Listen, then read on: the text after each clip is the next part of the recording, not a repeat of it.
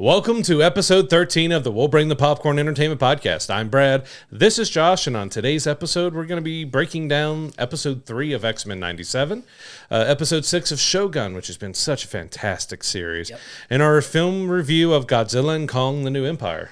So we wanted to start off this week by announcing, unfortunately, another passing. Actor Gossett Jr. passed away at 87. He's the first African-American man to win an Oscar for his role in An Officer and a Gentleman. He also won an Emmy for his role in the show Roots as well, another classic TV show as well.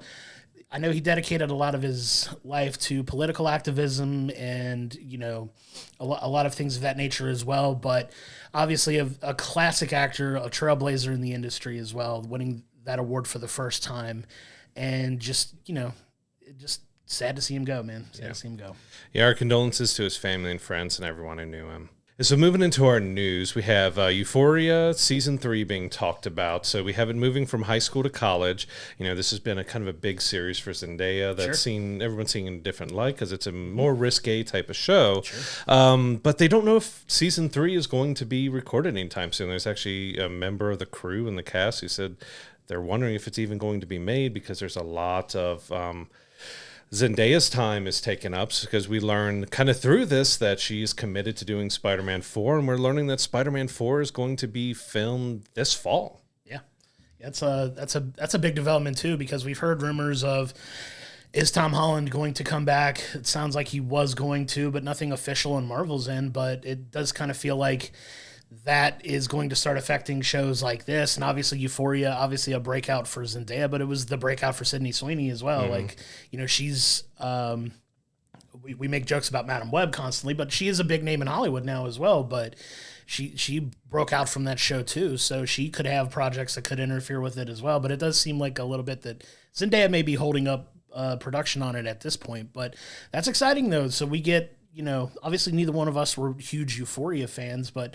knowing that this could be delayed because she is working on, you know, potentially Spider-Man 4 is a big deal. So yeah, I wasn't expecting to see Spider-Man 4 filming this year. Like, we've heard rumblings and rumors of them talking about what Sony wants, what Marvel wants, and them trying to come to a common ground to get it going.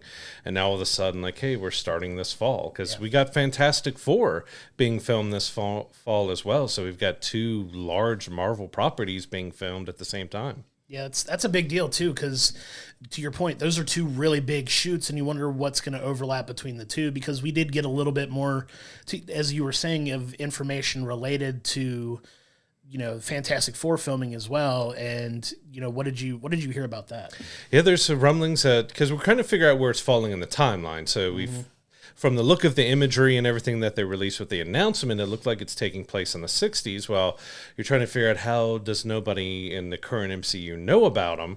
So is it because they disappear, or is this an alternate timeline and they eventually get brought into our timeline? So right now, the talk seems to be that the Fantastic Four will be set in an alternate timeline. And it's going to be fun to see how they integrate with everything that's going on now, as opposed to what's going on in their timeline too, because there's a lot of creative leeway you could take when you're dealing with multiverses and different universes and different timelines and things like that, especially with, you know, shows like Loki really playing with that, like jumping to different time periods and affecting things that way. And it seems like they're going to lean heavily into that more as well, which, if it's anything as good as Loki has been, I'm more than excited for it. Yeah, and we don't know what Deadpool and Wolverine is going to do to the multiverse and the timeline and everything here, because it's clearly playing with everything, but is there anything solid that comes from that film that they're going to expand on from there, or is that just going to be a lot of fun cameos using that as, you know, its groundwork? So it's going to be interesting to see if Deadpool and Wolverine has any pull for films that are starting to record right after it's out. Of course, they already know what happens in it, so they can plan for anything like that. But it's going to be really interesting to see how they play with these different universes. Yeah, so it sounds like filming of those is going to impact some of these other projects as well. Like you said, with Euphoria being delayed at this point, we don't know when that's going to come out as well. I'm sure HBO will try to hopefully work around, you know, Zendaya's schedule as well to film other stuff while she's off filming that, hopefully, because I know a lot of these projects tend to overlap simultaneously, and they bring these people in when they can. That's got to be difficult, jumping from one shoot to the other, to this, to that. And And, Zendaya's super talented, so obviously she can handle it. But just seeing how, all of those are going to line up, it's going to be interesting to watch for sure. Yep. So moving over into some horror news this week, it's been announced that there's a new Chucky film in the works. So they've done like a new TV reboot of Chucky as well that's been very successful and popular on Sci-Fi and USA Network. A couple seasons in, they're getting ready to premiere the new season, but it sounds like another film is getting made, but it may not necessarily be connected to the TV project. Yeah, the Chucky universe has always confused me because I was always understanding that there's like two different groups have control. So I think one group is doing the TV stuff while another group is doing the films, but I may be wrong because we've had Mark Hamill voiced Chucky. We've had a few different voices. We've had a few different like reboots and different ones. So I'm kind of a little lost on which film this is going to be, if it's going to be on the main line series or if this is something like brand new with new actors and everything else. Yeah, I've enjoyed what I've seen of the TV show. I've seen maybe half of season 1. Haven't gotten through watching all of it so far, but what I've seen has been pretty enjoyable. But it's been a big hit. So the fact that they're rolling it into another film, it makes sense to me, but it doesn't sound like it's going to be connected necessarily to what the TV show's doing. But I don't know. Like those tend to do very well when they come out anyway. So it's gonna be exciting to check that out. It's another series that just like Jason and Freddy and Chucky and stuff, they just will, or Chucky. This is Chucky, that it just won't die. Sure. Like they're going to continue on for a very long time until they stop having any popularity at all. Like they're just going to keep going. Yeah, and we'll keep an eye on that and continue to bring details of that as it's been, provided to everybody. But kind of piggybacking off that to another sequel series, it sounds like Courtney Cox is in talks to return for Scream 7. Now, we have mentioned that Neve Campbell is returning to play Sidney Prescott, so it sounds like Courtney Cox may be coming back as Gale Weathers as well. So it seems like they were trying to go towards the newer, younger cast, but with that falling apart, they may be falling back to the previous cast that was successful as well. So it sounds like she may be coming back too. Yeah, and it's going to be interesting to see what they do there because it's how many times and how many films can these main stars of with Neve and Courtney's characters survive? Sure.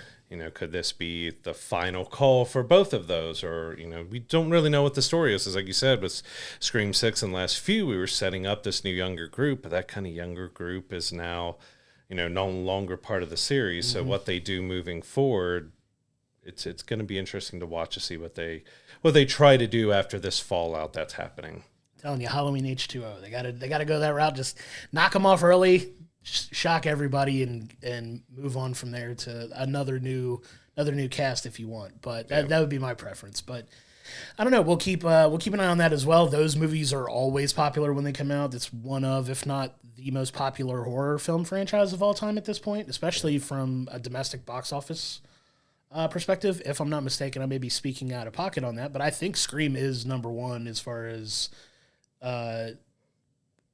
dollars earned at the box office. It always does really well. Yeah. So the films do well. You kind of get why they go back to that well when they can. So it's a moneymaker for them, but we'll see what kind of story they tell at this point.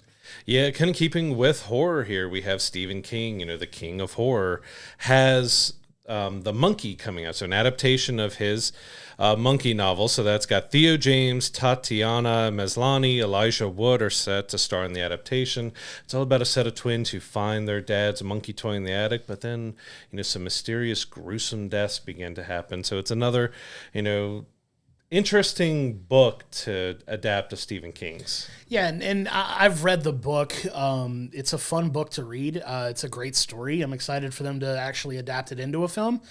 Some of the practicality in it maybe need to probably be tweaked a little bit, but it's a really good story. Like you said, Stephen King is the king of horror writing, so a lot of his films tend to be hit or miss, though, when they come to, film adaptations, with the Tower series with, Idris Elba didn't do all that great, but the books were phenomenal. But there are other instances of several of his books being successful. But this one I'm actually excited for because it is a really good story, and to see that they're making a film of it finally, it's pretty exciting. Yeah, it's interesting to see, too, because I believe there was a more recent version of Salem's Lot that was being made, but it's kind of been in limbo. Like, we don't know when we're actually going to see it. It's, as far as I know, it's done, and it's ready. but the studio is kind of balking on exactly what they want to do. They want to release it on streaming? Do they want to release it in theaters? Or do they even want to release it at all? So it's interesting with that in limbo, we're seeing another Stephen King adaptation move forward. That'll be fun to keep an eye on for sure. Another big story that kind of took off this week was the integration of Hulu into the Disney Plus service. So this has been in the works for a little while with Disney acquiring Hulu and a lot of the Fox properties recently. So it sounds like they're merging the Disney Plus Hulu services together into one service. And it's not without its issues at the gate for sure.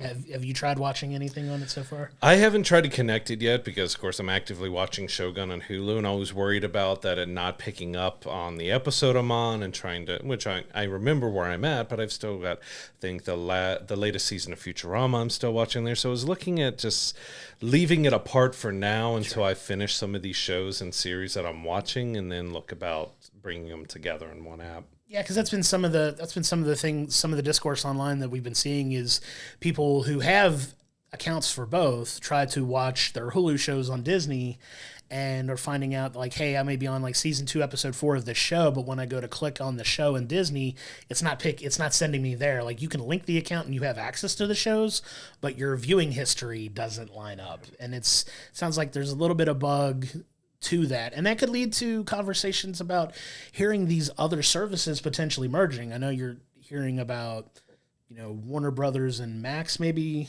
merging, or Paramount and Max, I believe. There's been different talks about maybe Universal buying Warner Brothers. There's been quite a lot of talk of all these different streaming services. We had, was it Max and Discovery came together? They did, yeah.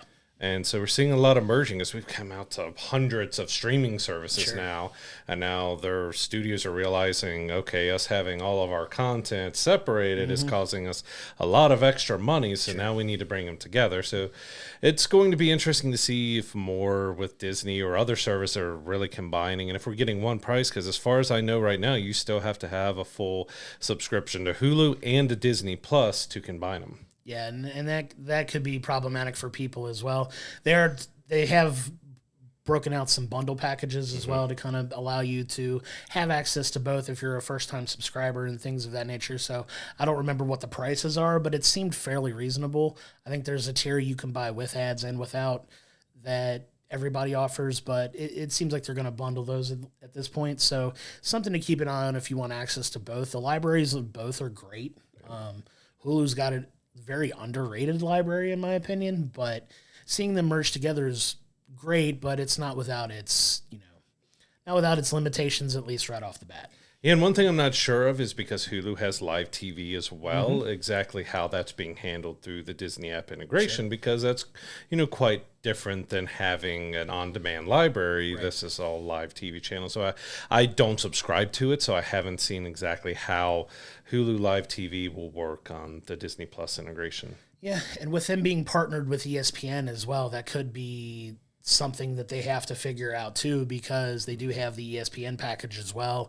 There's been some talks of, at least on a sports end, a few of those companies coming together for some kind of sports service as well to kind of maybe funnel everything there perhaps, but it's definitely something to keep an eye on because you see it's an ever-changing landscape in digital media anyway, but to kind of see where all of these companies are going is definitely something to pay attention to, and hopefully they do a good job of getting that information out to people so you don't wind up like confused as to where you can find things, like because it's getting to that point now where it's just as expensive now as it was as having traditional cable, and that's becoming problematic for people. And where the bubble's going to burst on that at some point, and what people want, because it does feel like everything's getting more expensive, but it's going to be interesting to see how they all shake out. Yeah, plus also more fragmented, as you kind of mentioned, that you've got to Google and search to find where is this show streaming, where is this movie streaming, does Netflix have the rights, does Paramount have the rights, because you've got some Disney shows that are on other services, because before the Fox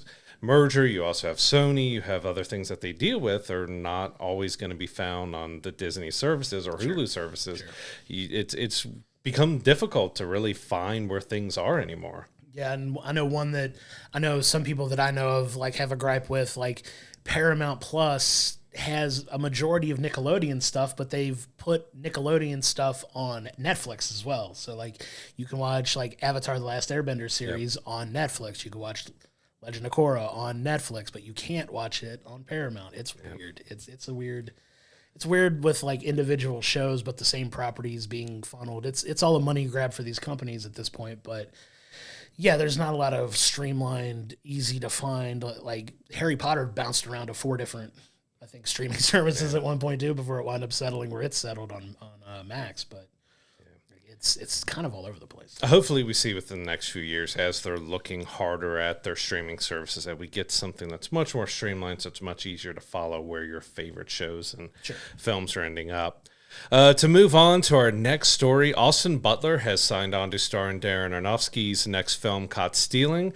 So he plays a former burned-out baseball player who ends up getting caught up in the criminal underworld in 1990s New York, which give me baseball, give me Austin Butler, and give me some crime drama. I'm there for it. Yeah, Austin Butler's great. We've enjoyed a lot of his recent work, especially, we're big fans of Dune Part 2. Which he was absolutely brilliant in, and it's exciting to see him take on this film. Darren Aronofsky makes some really solid films as well. Absolutely. I've enjoyed a lot of his work, so I'm excited to see where he takes this one.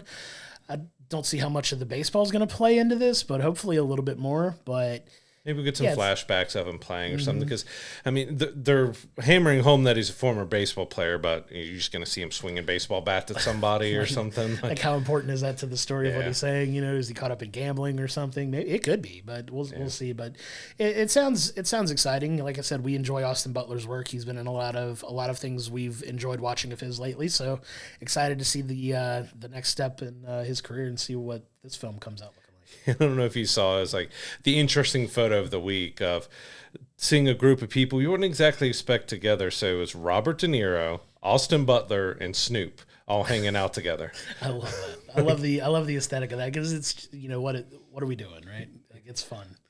It's fun to see those guys together. Yeah, for sure.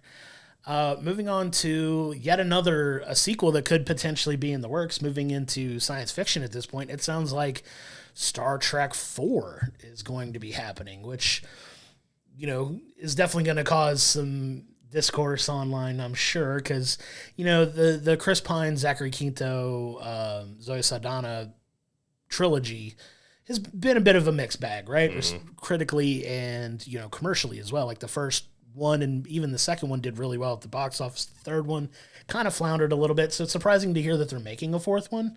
But it's one of those properties that you put up and it's going to garner some attention. So it sounds like it's going to actually be the final film for these actors in this iteration of Star Trek, but it sounds like it's got some legs to it already.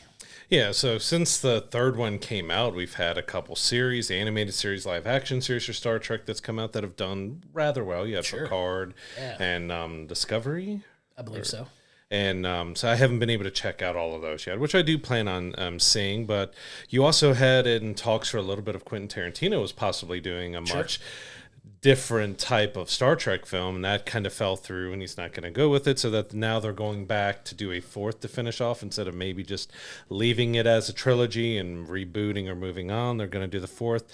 I hope they ended well, because there was some fun and with Carl Urban and with Chris Pine and everything else that, the first two were pretty solid and good and fun, so I hope they can go back and finish it really well. I do too, and but you're in the fourth film now. It's weird how some of these films work, because it feels like you do 1 and 2, like the rule of cinema, right? The first one is usually great. The second one can be great. It's a lot of times it's a step down. The third one is almost universally trashed for whatever reason. You have so many examples that it's rare that the third one works, but once you get past the third and you go into like 4, 5, 6 territory, like they tend to get better again. Like there's plenty of cases where that's the case, right? Yeah. Where you get a little further along and the story quality picks up again, and it's weird how that works. So I'm hoping it hit that valley and maybe can end on a high note for them, and put out a good film and go out on a high note for sure. The only third I can bring to my head that was great was Return of the King with Lord of the Rings, but of course that is one book, one real solid story, 3 films, so you've got to count as a third film. But you could probably add Return of the Jedi to that too. Probably. Yeah, There's some cases definitely where mixed on that with the Ewoks and everything else. It didn't feel like Endor was as great as. Don't disparage my Ewoks. I love it. But yeah, so hopefully that is a step up, and maybe if they do decide to do another reboot or something else for that, they have some solid ground to kind of go for of what they know they did here that did work, that didn't work, and move Star Trek into a new direction or something. Yeah, I'm sure they eventually will, for sure.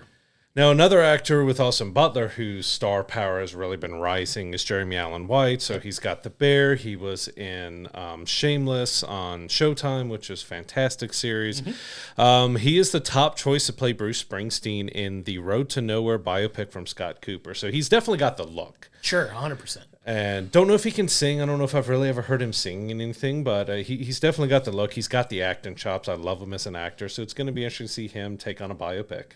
Yeah, and Bruce Springsteen's story is, if you know anything about Bruce, what he went through growing up to become, essentially what is one of the most popular songwriters of that generation of music. Like, the man is still doing stadium tours today. Like, he's super popular, incredibly popular, constantly doing sold out shows everywhere. Like, it's going to be fun to see him take, like you said. Visually, I don't think you could find an actor that would have that look like he does that matches, like, physically looking like Bruce Springsteen. So I'm very excited about that. He's a brilliant actor. We also loved him in The Iron Claw. That we went and saw as well. So he's got a lot of things on his plate, and it sounds like the Bruce Springsteen biopic is going to be the next one. We've gotten a lot of really good musical biopics like over the last couple of years. Like, we loved Bohemian Rhapsody. We love the Bob Marley biopic as well, which you can check our review for that in the archives. And there's the one that everybody that I know is looking forward to is the Michael Jackson one next year that looks like, with his nephew playing him, is going to be brilliant as well. And this sounds like it's going to be the next one. And you got a Bob Dylan biopic in the works with Timothee Chalamet, which I might have butchered his name because I don't even know if anybody knows how to pronounce his name correctly, but he's doing a Bob Dylan biopics. There's a lot of biopics coming out. So hopefully Jeremy Allen White is able to do well with this one. He's not signed on yet. He's the top choice. So I think they're still working to see because we got The Bear season 3 and 4. Got greenlit. They're doing 3 now. They're going to film 4 after. I don't know when they plan on getting this biopic rolling. So it might be down to if his schedule can allow it. Sure. And I think he'll do an absolutely fantastic job for that. It's great actor. Definitely something to keep an eye on. So another film we've got that's in the works is Top Gun 3 was announced as already starting being in active development. It sounds like they've got, at least if not an entire script written, but an outline at least for the story that they've shared with Tom Cruise, and Tom Cruise appears to be excited about it. So it sounds like it's got some legs. Obviously, Top Gun Maverick was unbelievable, did incredibly well at the box office. So it's not surprising that they're going to at least attempt to make a third film, but now it sounds like it's, like in serious development at this point. Yeah, absolutely love Top Gun Maverick. Even though it didn't fully reinvent the wheel, they stuck to what worked from the first one and gave us a new visual splendor and stuff with the flights and everything. But I'm hoping that the third one is good, as we just talked about with Star Trek. Like, is the third one going to be good, or is this going to be kind of a fall off for the Top Gun series before potentially we pick up again? Because it's going to make money. If it makes enough, we'll see a fourth one. But I hope they do a good job with it. And I know Tom Cruise has such a dedication to his stuff that he's probably not going to allow it to flounder too much.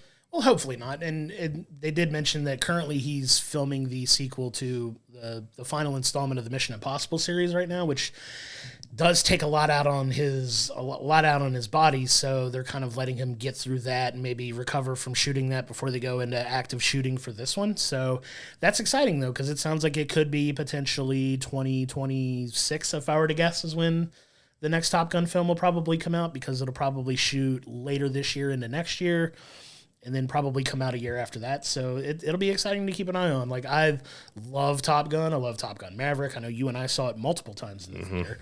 And we're excited for this one too. It hopefully, like we mentioned with the other films, you're the third film in the franchise now. Hopefully you can end it on a high note. The track record, like we said, is not necessarily there for everything. But to your point, I think Tom Cruise puts enough care into these films that it's gonna still be a good story. Yep.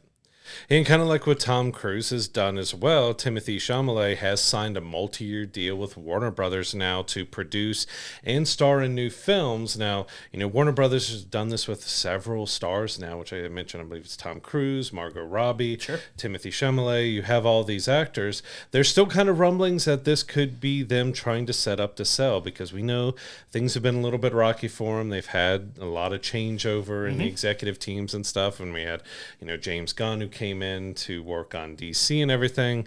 This potentially could be another move by them to show that we have all this star power that's going to producing and starring in our films to help get it bought, because there's been rumors for a while now that Universal might be looking to take over Warner Brothers. So it's curious to see exactly, because you get deals signed all the time, but these are a lot of big name actors that they're signing like one after another to do a lot of films for them. Yeah, and that's not unheard of in the history of film, right? So there's a lot of times that these actors will sign deals with these studios to do X number of films.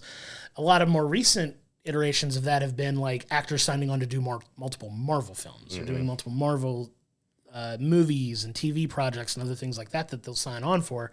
And this seems to be very studio specific, not necessarily role specific, right? So this isn't completely unheard of, but it's not as common now as it was back in the day when, you were making all these films for Warner Brothers or for, Metro Goldwyn Mayer, or whoever the studio was that was putting these films together would sign these actors for, multiple film deals and things of that nature. And it sounds like we're getting back to it. And, Timothee Chalamet is going to be the next, guy to do that for Warner Brothers. But I'm curious to your point, if you're going to see more of these types of things happen for a lot of these actors to sign with studios to get them under their, not necessarily under their thumb, but in-house to keep them working on their projects for a set amount of time, right? So it's going to be interesting to see everything they put together with him, because he's another one of those guys right now that's like an it guy in Hollywood that's like just making everything, like, with Wonka to Dune to, all of the other great stuff that he's been in, and just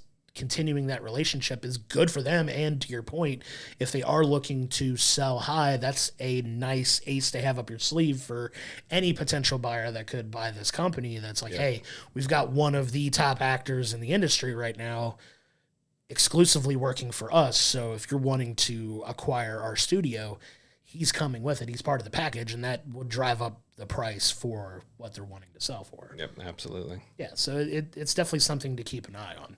Another big property that's getting in the news this week, Jerry Bruckheimer started openly talking about Pirates of the Caribbean 6. So there's another sequel that's coming out and in the works, but he was a little vague on the details. So he mentioned that it could potentially be a reboot. He didn't say whether or not Johnny Depp would be involved in it, but there's been some speculation as to what this sixth film will actually be.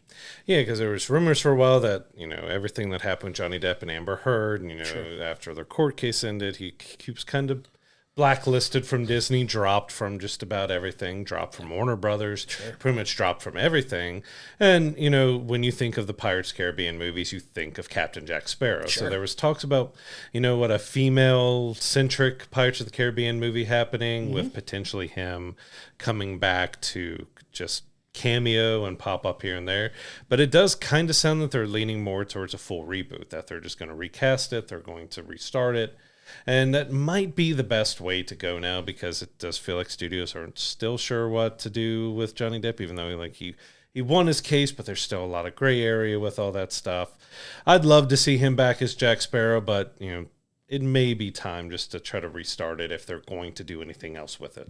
Yeah, it almost feels like if they want to do a reboot, I'd almost say move completely away out of that timeline if you can, maybe to a different time even, like maybe 50 to 100 years before then in the pirate world, you know what I mean? So it could make sense to do it in that case, but yeah, we'll keep an eye on it. It's a very, very popular multi-billion-dollar franchise, so I'm sure they're not making these decisions lightly, but to your point, it's a harder sell if Johnny Depp's not involved, I think, because of his massive star power and how tied to that franchise he is. Like you said, Jack Sparrow is like the penultimate character in that film franchise. So a hard reboot, we'll see how people take to it, but it's still, it at least is at the forefront of their mind to start actively working on at this point. So we'll see if Johnny Depp's attached to it or not. Yep.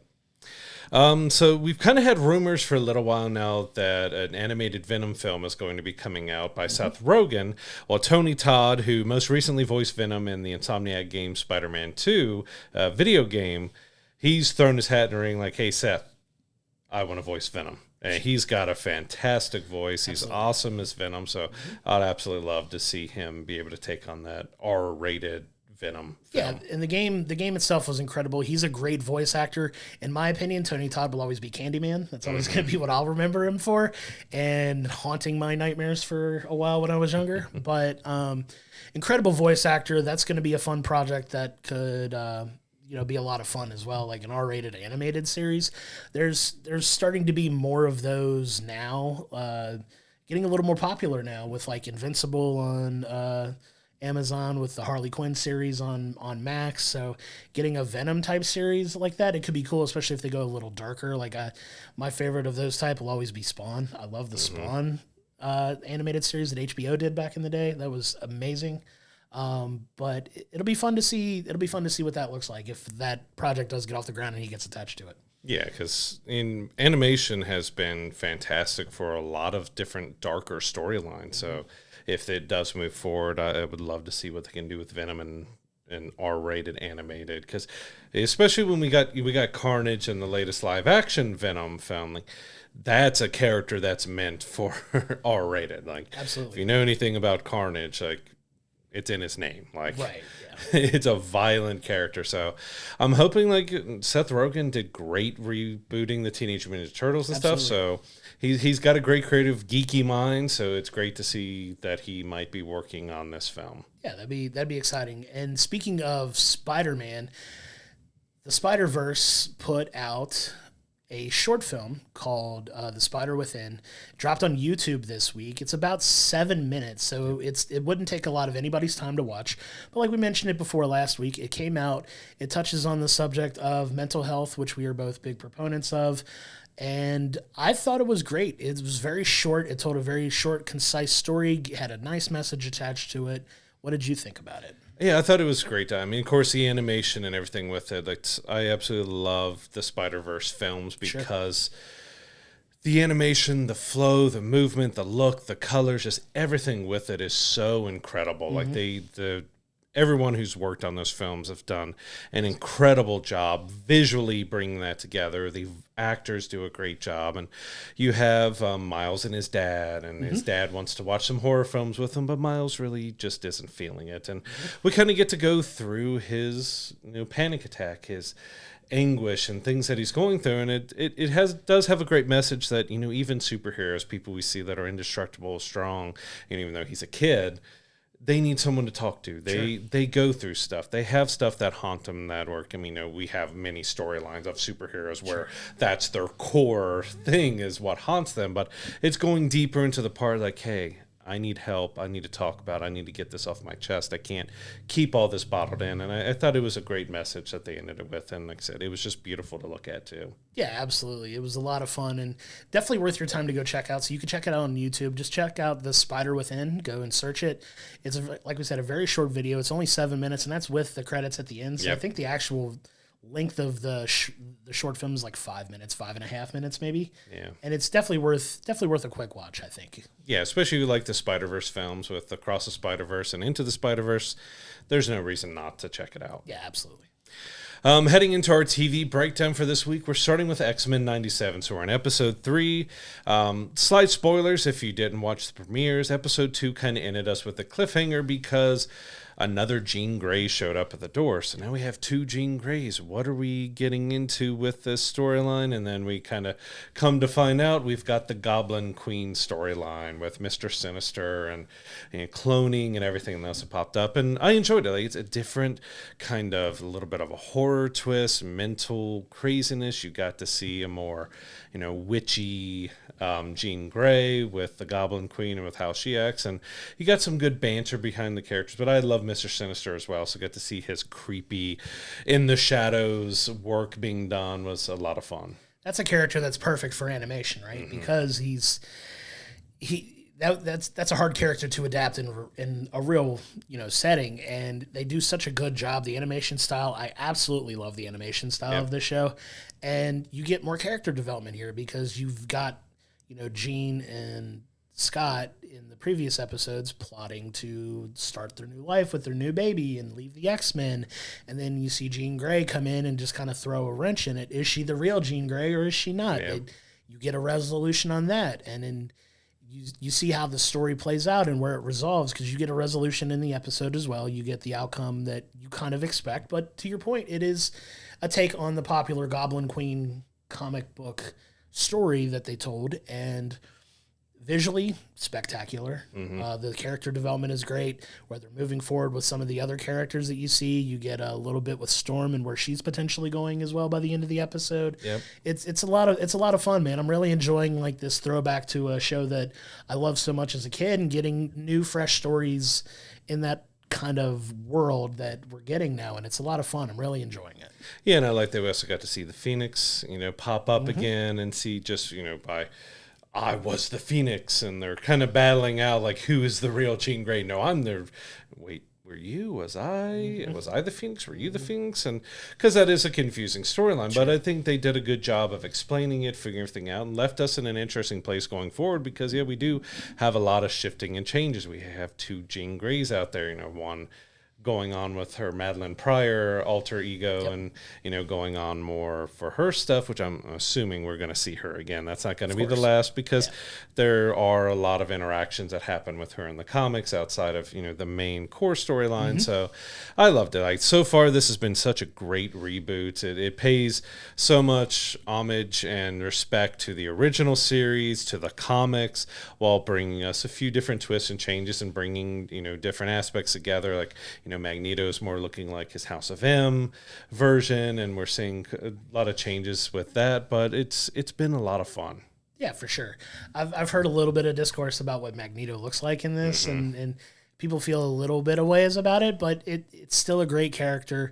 We lean heavily into Jean Grey in this episode, obviously, but the whole team gets involved, and it's a good time, and it's a good episode. It was a great story that they told real quick. I'm excited for episode 4 as we move forward, and the rest of the stories they're going to tell, and what else they're going to adapt for the rest of the season. And it's been fun, man. I've enjoyed it. And we still got a few more threads with probably one of the more controversial storylines that they had with Magneto and Rogue, with potential love interest in there. Not a lot of people were fans of it in the comics, so it seems like we're going that route, or maybe they're just toying with us to think that we're going to get that storyline, and we're not. But there are a few more threads with these characters that are still being played out, and we got to see Wolverine's reaction to Two Jeans and stuff, and how he's handling it, because we know he's still got his love for Jean, and there's 2 of them now, and it's like, ooh, like what do we do here, right?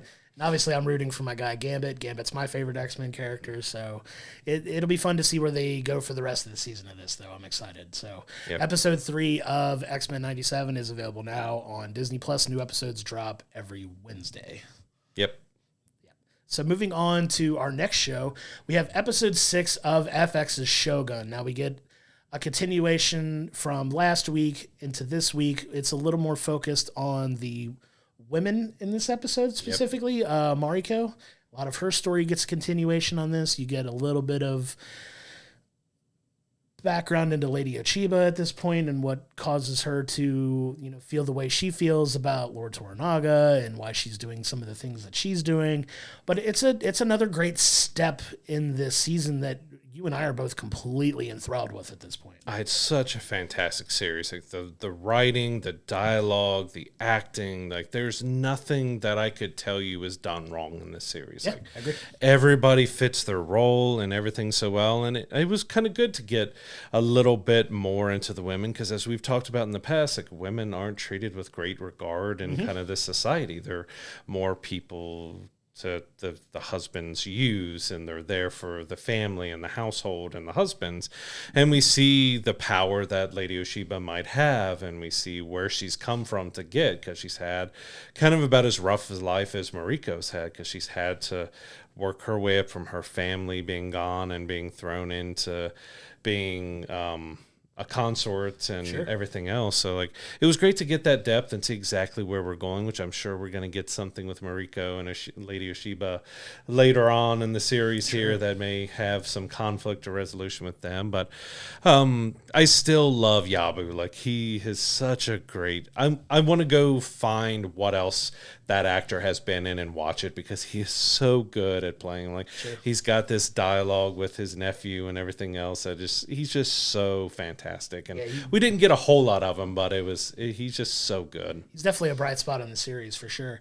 But to kind of piggyback off of what you were talking about, there is in my opinion, a very powerful scene between Mariko and Lord Toranaga, where she's talking about the war that women in that time period fight all the time. Like she talks about why men go to battle and the things they fight for, and she's like, well, women are always battling. Yeah, they're always fighting. Like, it's such a great line and such a great like dialogue back and forth, because they do kind of have a little bit of a unique relationship between Toranaga and Mariko. Like she's this obedient person who is starting to kind of embrace her individuality a little bit, I think, and it's been really well told, and like there's increased tension between Mariko and John Blackthorne in this episode, and it's kind of playing off this dynamic of, are they going to wind up together? Are they not going to wind up together? Like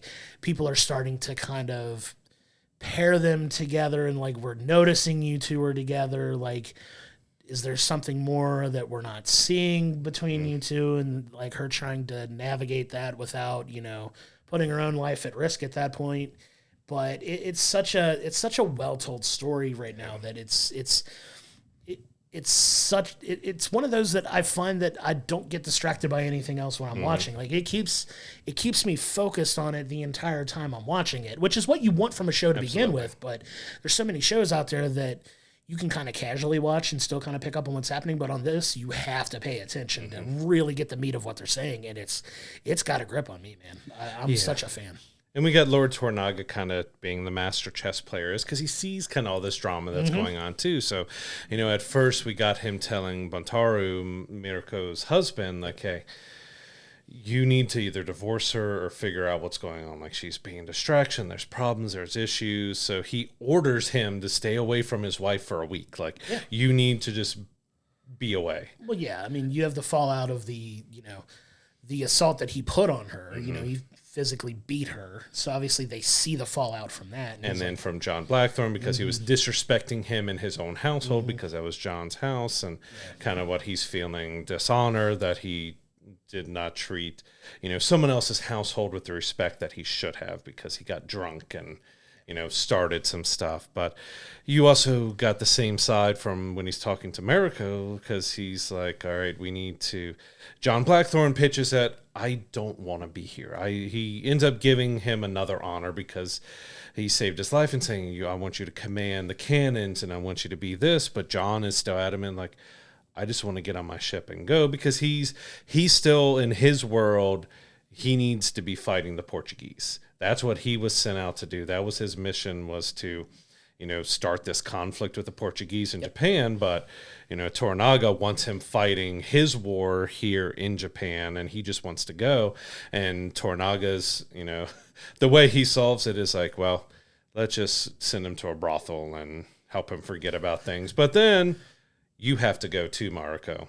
It's like, you got to know that he knows what's going on between her and John. So it's like he's playing this chess match even with a relationship or with them. Like, hey, you got to go to the brothel with them so you can translate, which was an interesting scene, which it could be done in kind of an awkward or weird way, which there was awkwardness, but there was such interesting play back and forth off of everything that happened with those scenes. I agree. It was really well done. We're having a lot of fun watching this. There's only 4 more episodes now. We're past the halfway point in the series.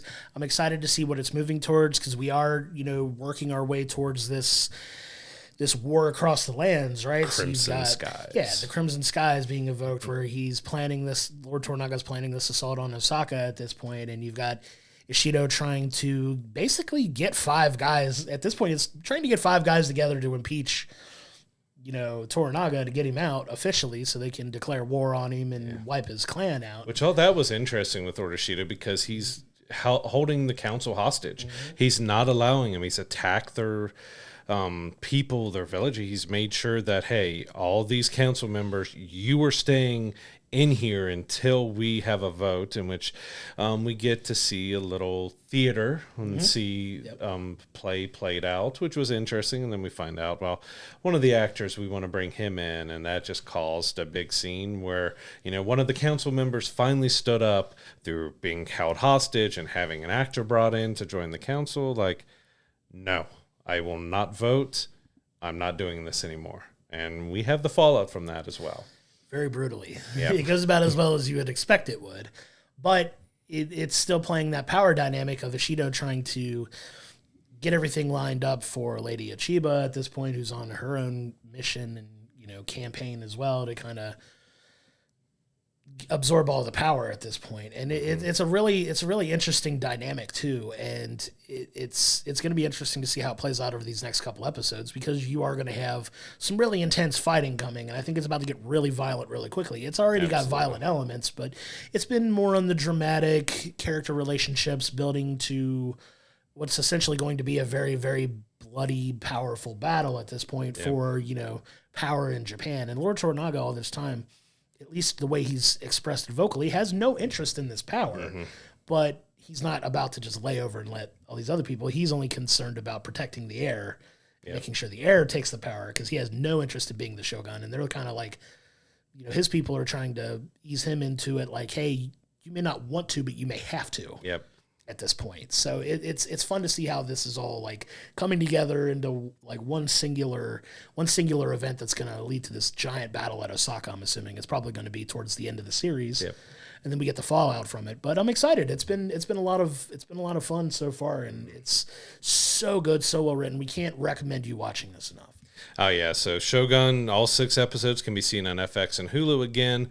FX will get you dubbing for most of the Japanese. I think there's some of it that is left out, but Hulu get the full dubbing. And, I will still say that I feel the Japanese actors do such an incredible job. It is so more than worth watching the full subbed version and seeing their acting and everything else. You can see all of those on FX and Hulu. New episodes drop every Tuesday. We cannot recommend enough checking out this series. It's one of the best of the year and one of the best in the last many years that has been put out. Absolutely. Now, jumping into our film review, we have Godzilla and Kong, The New Empire. So unlike, Godzilla -1, where we had some seriousness and we had this great dynamic of film that we absolutely love, this is going back to the monsterverse of we're giving you all the kaiju that you can handle, all the monsters, all the everything. And it was ridiculous. It was over the top, but I had such fun watching it. It was one of those, like, we both knew going into this film that it's one of those turn your brain off and have a good time. Don't look for any deeper meaning to life in these films. Just go and expect a lot of CGI fighting, a lot of action. There are several titans involved in this film, some of which you're familiar with. Some of the more popular ones make an appearance in this film, and it's just big, fun fighting. Yep. It's the easiest way to describe it. It's big, fun fighting. It's, a new threat coming to potentially try to take over the surface world, and it's going to cause more or less the team up eventually of Godzilla and Kong to kind of help fight off this attack. There's other titans in play as well. Some meet their end, some get reintroduced. It's a lot of fun, and it was enjoyable. I really enjoyed it. Like, it's not the best film of the year, but it's not going to be the worst film either. Like, it was a lot of fun. Yeah, and it takes place a little bit after Godzilla versus Kong. So we've got Godzilla is on the surface world. He is on top, doing his thing, helping fighting titans until he starts feeling something is coming. And then Kong has been in the Hollow Earth, running things down there, and then we kind of see how that goes. But yeah, that's about the extent of the story you need to know. One's up top, one's down below. There's something that brings them together. Like it's got a decent plot and story to it. It's not the greatest, but it just gives us a whole lot of fun. Some ridiculous moments, especially with Kong gets a power up and other things like that. But we get a little bit more history as well. But I mean, this has been a kind of a great last 12 months for monster stuff because you had Godzilla -1 that gave you the more dramatic, story-driven. Sure. I just love how they did Godzilla. Then we had Monarch on Apple TV Plus, which was a fantastic series. I thought they did a great job of doing that, bouncing between timelines and stuff with that. And now we've got the more just over-the-top monster verse with Godzilla and Kong. And like I said, just had such fun with it. And I even joked with you after the film that the guy who played Trapper, especially with the ship that they were flying in and the way he acted, like he's a mix of Ace Ventura and Star-Lord. Like if it wasn't 100%. Chris Pratt as Star-Lord, he would have been probably a really fun Star-Lord. I think so too. He had that kind of quirkiness to him that, you know, that Star-Lord has. And a lot of that vibrant personality as well. Do you say there's a lot of parallels between the characters? One of my favorite elements of the movie was Godzilla and where he wound up choosing to lay down at the end of the day and take his naps. Hilarious. It made me laugh. It was so funny. It'll make sense when you see it, so I don't want to spoil it. It's kind of fun. But some of the Godzilla at some point, you get Godzilla running and jumping at one point, which is a little absurd. But I really thought Godzilla was going to take off flying at one point. Like, he did this leap that I'm like, are we getting like super Godzilla? Right. He's just going to fly. But like, it was that ridiculous, but it was that fun as well. Yeah, and it culminates in this giant surface world battle between, you know, Godzilla and Kong and, you know, the Titan that they're facing off with. You get another one of those legendary Titans that kind of comes in and helps as well. Mm-hmm. It's a big part of it as well that I'm very happy with because it's one of my favorites, but not to spoil it for people, but another Titan gets involved that will make people very happy. It's very fan servicey Titan that makes an appearance as well. So it's a lot of fun. The fight scenes were just so over the top. Mm-hmm. How people in the surface world survive these things, I don't understand it, but it's one of those that you don't really need to understand. It's just one of those that everybody kind of accepts that it's a reality at this point, and, you know, they kind of deal with life because of it. Yeah, the only real problem I had with the film, because like you're not going into this for a deep, heavy story. There's a lot of great, fun dialogue, goofy, silly dialogue back and forth. There's some inconsistencies with the CGI, with the computer graphics and stuff, because you'll have a few scenes where these Titans and, you know, these monsters look one size, but then like they go on the surface world and it looks like they've increased size like tenfold. Like they're just, that cut me off a little bit. Like, wait, they look the same size and now this one is much bigger and this one is much smaller. But like I said, out of something that's just ridiculous and over the top and fun, that's like the only thing I could really pick at, because I mean, like I said, the story, you're not there for the story. You're for monster action. This gives you great, fun monster action. Yeah, and if you're fans of those types of films, it's going to be one that you enjoy. I find that you'll enjoy it. Like you said, the main story between like the human characters and everything's a lot of fun. You get some returning characters from Godzilla versus Kong. Mm-hmm. You get some of those people coming back as well. It's a lot of fun.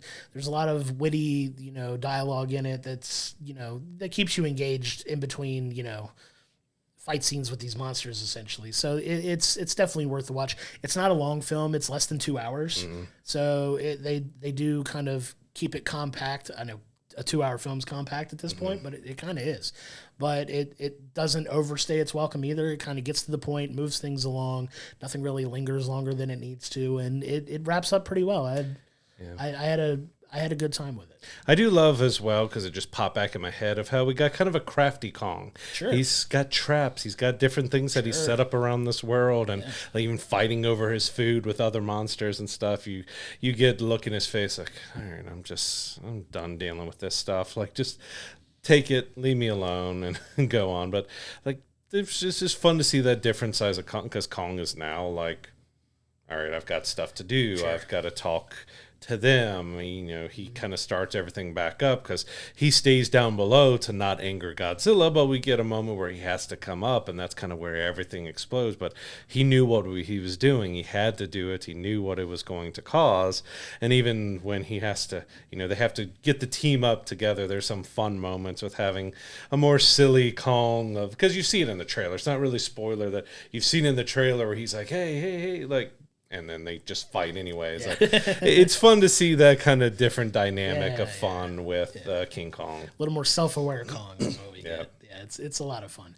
But that's Godzilla and Kong: The New Empire in theaters now. Go check it out. We can't recommend it enough. It's a lot of fun.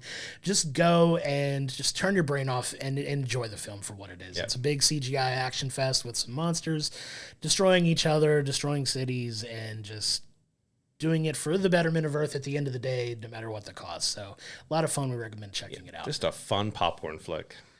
But as we move forward, the calendar moves forward. We've got more films coming out this week. So this week, we have 2 major films coming out. We have the horror film The First Omen, which drops this week, as well as an action film known as The Monkey Man is going to be out as well, and we're going to be reviewing that next week and seeing. Also, on the TV side, we have a new Netflix series called Ripley, which is dropping on April 4th. Yep, you can see that on Netflix. I've heard good things about the series. Looking forward to checking it out. For our next episode, we will be giving our thoughts on X-Men 97 Episode 4, Shogun Episode 7. So like we said, we're getting close to the end. We're moved into the second half now. We're getting there. And then we will do our review of Monkey Man, which I'm looking forward to figure out. There's been a lot of talk about this, with Jordan Peele produced it. Sure. It looks like a solid action flick, kind of John Wickish. So I'm really looking forward to see how Monkey Man does. Absolutely. It's going to be a lot of fun to check out. And that's going to be the end of this week's episode. Before we get out of here, I wanted to once again bring up the fact that we have merch. We have merch now. Go to willbringthepopcorn.com. You can check out our merch there. We're doing a giveaway to kind of kick off our merch site being launched finally. You can enter. You can win a free shirt of your own picking and your own size. Any size that we have available, any style, any color. And we're also giving away a 4K UHD copy of Ghostbusters 1 and 2 to kind of coincide with our first limited edition shirt that's dropping as well.